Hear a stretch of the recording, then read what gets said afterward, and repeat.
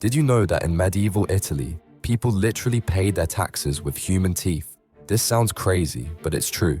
In northern Italy, Lombard law made human teeth official money. You could pay debts and taxes with molars instead of coins. Here's where it gets even weirder.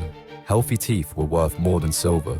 Exchange rates were posted in town squares like stock prices today. Tooth merchants traveled from town to town, buying teeth from dead bodies and living people. Yes, people actually pulled out their own teeth to sell them. The Catholic Church said this was totally fine. They blessed tooth deals and even collected church taxes paid in human teeth. Poor families sold their teeth to rich people as investments. This created the world's first dental futures market. But here's the craziest part. This insane tooth economy lasted over 200 years. It only ended when the Black Death killed so many people that tooth inflation destroyed the whole system. Medieval economics were absolutely bonkers compared to today.